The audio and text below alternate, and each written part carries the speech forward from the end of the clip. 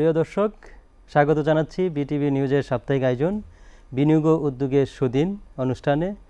আমরা এই অনুষ্ঠানে মূলত আলোচনা করে থাকি ব্যবসা বাণিজ্য, বিনিয়োগ এবং অর্থনীতি নানাবিধ বিষয় নিয়ে।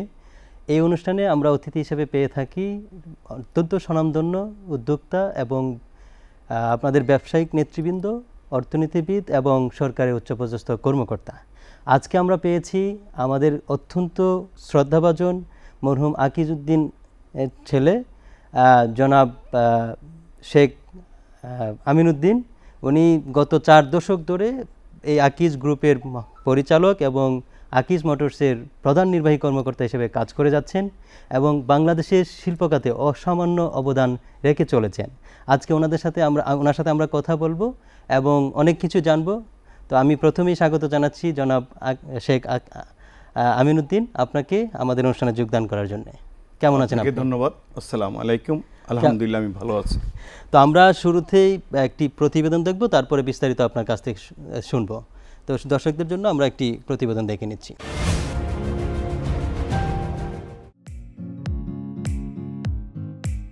বিশ্বব্যাপী প্রযুক্তির দ্রুত অগ্রগতি অটোমোবাইল শিল্পে এক বৈপ্লবিক পরিবর্তন নিয়ে এসেছে।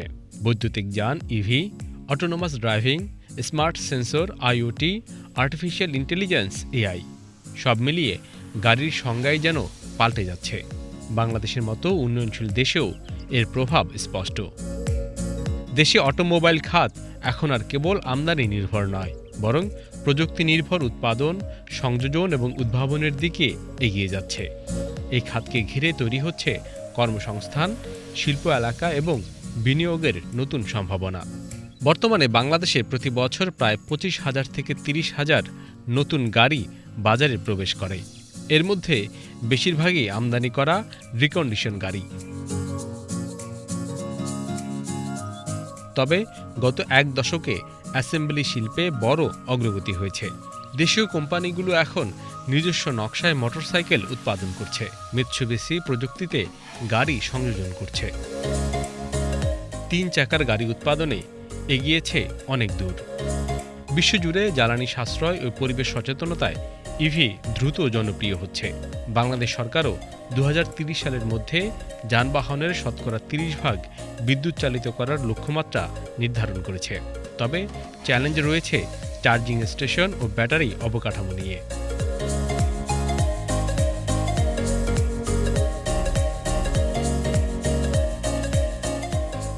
সাম্প্রতিক সময়ে কিছু company GPS tracking, remote starting, mobile app control সুবিধাসহ স্মার্ট গাড়ি বাজারজাত করছে।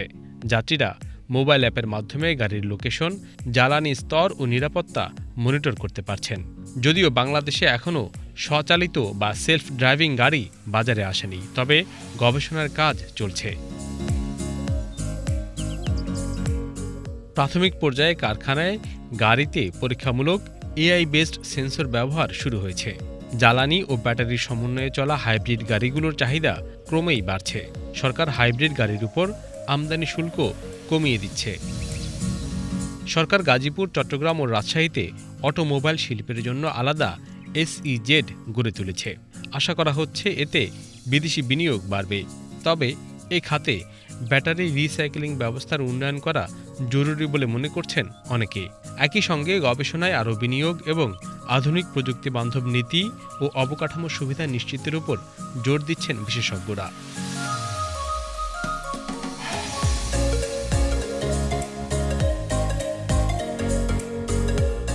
বাংলাদেশের অটোমোবাইল খাত এখন আর কেবল আমদানি কেন্দ্রিক নয়, বরং স্থানীয় সংযোজন, প্রযুক্তি নির্ভর উৎপাদন ও উদ্ভাবনের দিকে দ্রুত এগিয়ে যাচ্ছে। ইভি, স্মার্ট গাড়ি, অটোনোমাস প্রযুক্তি সব মিলিয়ে একটি নতুন গতির যুগে প্রবেশ করছে দেশ।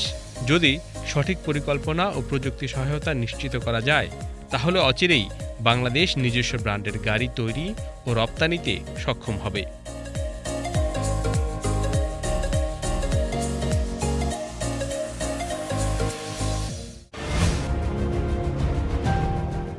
আপনার শুরুটার গল্প যদি বলেন, আপনি কিভাবে উদ্যোক্তার ওই পর্যায়ে শুরু করলেন, এটা একটু আমাদের সাথে শেয়ার করবেন।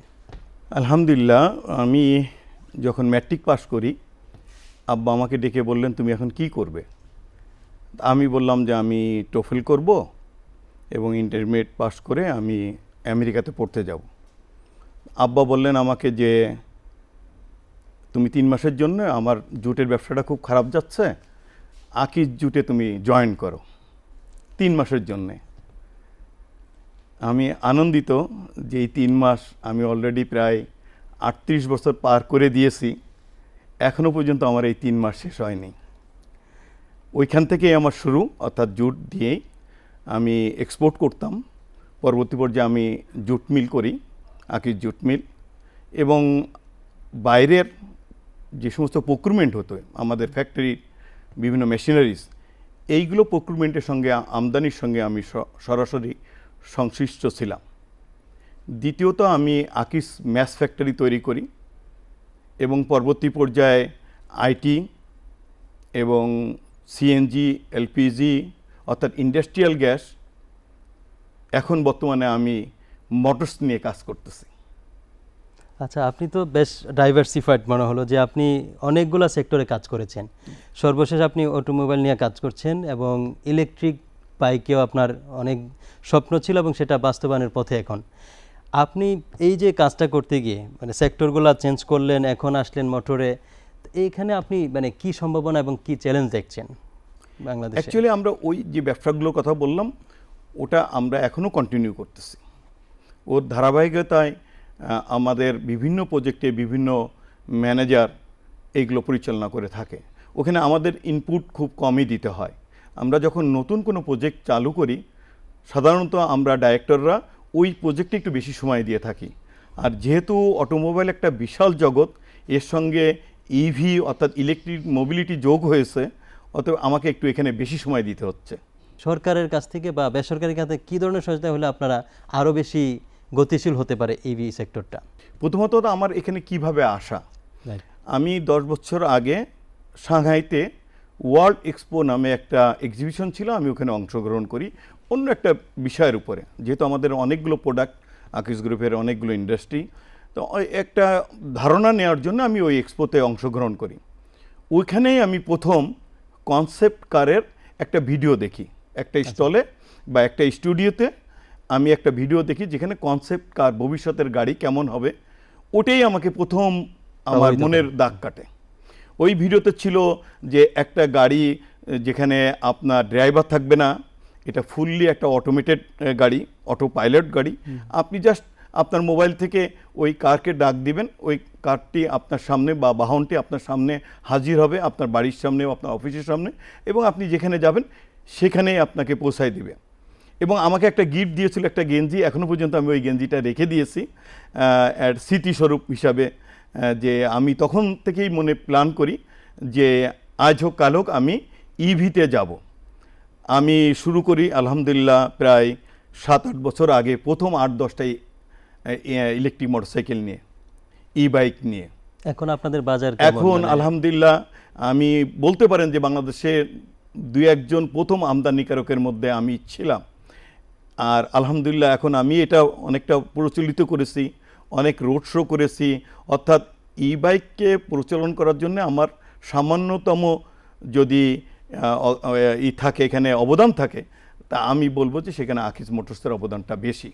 আমি চেষ্টা করেছি বিগত 7-8 বছর ধরে এটাকে জনগণের সামনে উপস্থাপন করা, যাতে জনগণ সাশ্রয়ী মূল্যে তার বাহন বেছে নিতে পারে। সেই জন্য আমরা নিরলসভাবে কাজ করে যাচ্ছি। আলহামদুলিল্লাহ এখন ইন্টারন্যাশনাল লেভেলে প্রায় 3-4টি কোম্পানি বাংলাদেশে কাজ করতেছে। যেমন আমি যদি বলি ই বাইকের কথা, সেখানে টাইলিক, আইমা, ইয়াদিয়া, এরা ওয়ার্ল্ডের অনেক বড় বড় কোম্পানি, তারা বাংলাদেশে এসে গেছে 1 বছর হলো। অর্থাৎ বাজার বড় না হলে বা আমাদের ব্যবসা বর্ধিত না হলে নিশ্চয়ই এই ইন্টারন্যাশনাল এই ধরনের কোম্পানি আসতো না। 4 হুইলার দিকে আপনি জানেন বিওয়াইডি এবং আরও কিছু চাইনিজ কোম্পানি বাংলাদেশে কাজ করতেছে। অতএব সামনে ভবিষ্যৎ ইভি ইলেকট্রিক ভেহিকেলের বিরাট একটা চাহিদা রয়ে গেছে। এখানে আমাদের কিছু টেকনিক্যাল প্রবলেম, বিশেষ করে আমাদের নীতিমালা অনেকগুলো তৈরি করা হয়েছে, কিন্তু এই নীতিমালাগুলো সমন্বিতভাবে একসাথে করে সকলকে নিয়ে, অর্থাৎ বিআরটিএ, বুয়েট, ব্যবসায়ী বৃন্দ সবাইকে নিয়ে যদি আমরা একটা নীতিমালা তৈরি করতে পারি, তাহলে আমরা অচির ভবিষ্যতে বাংলাদেশের ইভির একটা বৈপ্লবিক আমরা একটা পরিবর্তন আনতে পারবো। আমি আসলে নীতিমালা বলতে বোঝাচ্ছি যে আমাদের কাছে কিন্তু নীতিমালা আছে। এটা শিল্প মন্ত্রণালয় একটা করেছে, হয়তো এনবিআর একটা এসআরও করেছে, বিআরটি এক ধরনের রুলস করেছে। আমি বলছি সমন্বিত সকলকে নিয়ে এখানে বিজনেস যারা আমরা করছি তাদেরকে নিয়ে আমাদের একটা অ্যাসোসিয়েশন আছে, বাংলাদেশ ইলেকট্রিক মোবিলিটি অ্যাসোসিয়েশন। এদের যারা সদস্য আছে এদেরকে ডেকে এনবিআর সহ, সড়ক ও জনপথ সহ বিভিন্ন সময় আমাদের সঙ্গে বিভিন্ন সরকারি কর্মকর্তারা আমাদের সঙ্গে বসেন। আমি বলছি সমন্বিতভাবে যদি একটা নীতিমালা তৈরি করা যায়, যেমন উদাহরণস্বরূপ বলতে পারি আপনাকে যে 3 হুইলারের এইচএস কোড নাই, বা আপনার সিকেডি এসকেডির আলাদা আলাদা এইচএস কোড বা ডিউটি স্ট্রাকচার নাই। এখানে অনেক ধরনের গ্যাপ রয়ে গেছে। এটা সম্পূর্ণভাবে একটা নীতিমালার যদি করা যায় তাহলে কিন্তু এই ব্যবসাটা গ্রো করবে। না হলে ব্যবসাটা যেভাবে আমরা 5-7 বছর ধরে দেখতেছি, গ্রোথ কিন্তু খুবই কম। এই গ্রোথ বাড়াতে হলে আমাদের সরকারের নীতি সহায়তা দরকার, এবং আমদানি পর্যায়ে কিভাবে এইটা যে বটলনেকগুলো আছে, সমস্যাগুলো আছে, এইচএস কোড সহ ডিউটির যে ফিগার, আপনি জেনে মানে আশ্চর্য হবেন যে এখনো পর্যন্ত ডিজেল গাড়ির যে ডিউটি, ইভিতেও সেই একই ডিউটি। আমরা লাস্ট এনবিআরকে বলেছিলাম যে আমরা কোনো সহায়তার দরকার নেই, আপনি ডিউটি কিছু ইভিতে কমায়ে দেন, এবং যেটুকু আপনি কমাবেন এটা আপনি ডিজেল পেট্রোল গাড়ির উপরে বাড়িয়ে দেন, তাহলে টোটাল সরকারের রাজস্ব কম হবে না। আরেকটা বিষয় আমি জানতে চাইবো যে আপনি দীর্ঘদিন চায়নার সাথে খুবই অনেক ধরনের ব্যবসায়িক কার্যক্রম পরিচালনা করেছেন। তো চায়না তো টেকনোলজিক্যালি অনেক অ্যাডভান্স, তো আমরা কি বাংলাদেশের পক্ষ থেকে এই ধরনের টেকনোলজি ট্রান্সফারের যে ইস্যুটা এবং তাদের যে প্রযুক্তির আপগ্রেডেশন, এইটা কি আমাদের বাংলাদেশে এইভাবে আসছে, নাকি ওনারা সেইভাবে আমাদেরকে যৌথভাবে সহযোগিতা করছে না?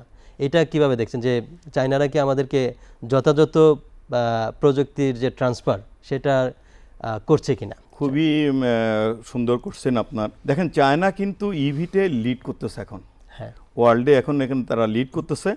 তাদের টেকনোলজি অবশ্যই যুগোপযোগী এবং এটা ট্রান্সফার করা যায়। তাদের স্কিল ম্যান পাওয়ার আছে, যেটা আমাদের আসলে স্কিল ম্যান পাওয়ার নাই। আমি দুঃখিত যে 15 জন লোক আমার এখানে অ্যাসেম্বলি যারা করে, সারাদিনে হয়তো আমি 25টা বা 30টা মোটরসাইকেল বা 3 হুইলার অ্যাসেম্বলি করতে পারি, কিন্তু চায়নাতে এই 15 জন ব্যক্তি একদিনে তারা 350-400 মোটরসাইকেল অ্যাসেম্বলি করতে পারে। তাদের স্কিল অবশ্যই আমাদের থেকে অনেক বেশি, আমরা হয়তো ওই লেভেলে স্কিল করতে পারবো না, এই জন্য আমাদের ট্রেন আপ করার দরকার। আমি মনে করি যে সার্ভিসের ক্ষেত্রেও আমাদের প্রয়োজন। এখন হাইব্রিড কার আসছে, হাইব্রিড কারের জন্যে বর্তমানে যে ধরনের ট্রেনিং সেন্টার থাকার দরকার আমাদের দেশে নাই। আমাদের কিভাবে অ্যাসেম্বলি আমরা দ্রুত করতে পারি সেই ধরনের ট্রেনিংয়ের প্রয়োজন আছে। এই ক্ষেত্রে সরকারের কাছে আমাদের আবেদন যে আমরা যদি একটা আধুনিক সার্ভিস সেন্টার করতে পারি, যদিও আমার একটা আধুনিক সার্ভিস সেন্টার আছে ফর অটোমোবাইলের জন্য, পেট্রোল কার বা ডিজেল গাড়ির জন্য, কিন্তু সম্পূর্ণ ইভির উপরে যদি আমরা ম্যান পাওয়ার তৈরি করতে পারি আমাদের দেশের জন্য ভালো। এবং এই ম্যান পাওয়ার বাইরে যে তারা এখন মধ্যপ্রাচ্যে যে মাসে হয়তো তারা $300 ইনকাম করছে বা $400 ইনকাম করছে, যখন সে টেকনিক্যালি সাউন্ড হবে এবং হাইব্রিড কারের উপরে বা ইভির উপরে, তখন দেখা যাবে সেই একই ব্যক্তি প্রায় $1000, মিনিমাম $1000 সে মান্থলি ইনকাম করতে পারবে। এটা তো খুবই ভালো দিক যে আমাদের স্কিল যখন বাড়বে তার ইনকামটাও বাড়বে, এটা ভালো দিক। আর আমি এখন আপনার কাছ থেকে জানবো যে সম্প্রতি আমাদের যে ইলেকট্রিক রিক্সাকে অনুমোদন দিয়েছে, বুয়েট কাজ করছে, তো এইটার সম্ভাবনা কেমন? আমি বুয়েটকে সাধুবাদ জানাই, সেই সাথে সাথে আমি সিটি কর্পোরেশনকেও সাধুবাদ জানাই। তাদের উদ্যোগে কিন্তু এই কাজটি হয়েছে। বর্তমানে বাজারে যে সমস্ত আমরা অটো রিক্সা দেখি, ইজি বাইক দেখি, এটা আসলে মানসম্মত নয়। এটার ব্রেকিং সিস্টেম ভালো না, লাইটিং সিস্টেম ভালো না, সেফটির অনেকগুলো এখানে লো ফল রয়ে গেছে। এইসব দিক বিবেচনায় করে বুয়েট প্রায় 16টা দিক পরিবর্তন করে, ওভারটা ঠিক রেখে প্রায় 16টা দিক পরিবর্তন করে তারা একটা সহজ বাহন তৈরি করেছে, ডিজাইন করেছে। আমি আপনাকে বলতে পারি এই মুহূর্তে তিনটা কোম্পানি বুয়েট দ্বারা অনুমোদিত, এবং অচিরেই আরও কোম্পানি হয়তো আসবে। Akij motors is one of them. City corporation আমাদেরকে ডেকেছে, যে আমাদের নমুনা আমরা পাঠিয়েছি, তারা আমাদের নমুনা অ্যাকসেপ্ট করেছে, এবং অন্য অন্য সরকারের এলজিডি এবং আরও অন্য অন্য প্রতিষ্ঠান তারা আমাদের এই সহজলভ্য এই যানটি ই রিক্সা, সিটি ই রিক্সা, এটাকে তারা গ্রহণ করেছে। আশা করা যায় 2-1 মাসের মধ্যে এই সেফটি যানটি শহরে চলতে শুরু করবে। পর্যায়ক্রমে ঢাকা এবং অন্য অন্য বিভাগীয় শহর এবং পর্যায়ক্রমে বিভিন্ন মিউনিসিপ্যালিটিতে এইগুলো রিপ্লেস করা হবে। তবে একদিনে তো এটা সম্ভব না, যেহেতু প্রায় 30-40 লক্ষ ইজি বাইক বা টমটম বা মিশুক চলতেছে, ওটাকে আস্তে আস্তে ধীরে ধীরে আমাদের পরিবহন যাতে আমরা সহজলভ্য এটা করতে পারি, সেই ব্যবস্থা সরকার গ্রহণ করতেছে। অনেক ধন্যবাদ। তো আমরা আসলে সর্বশেষ একটি প্রশ্নে আপনার সাথে শেষ করব, সেটি হলো যে আকিজ গ্রুপ বা আপনার নিজস্ব কোনো উদ্যোগ আছে নি যেটা আমাদের শিল্প বা প্রযুক্তিকে একটি নতুন দিগন্ত উন্মোচন করবে, এরকম কোনো পরিকল্পনা আপনাদের ভবিষ্যৎ পরিকল্পনার মধ্যে আছে কিনা?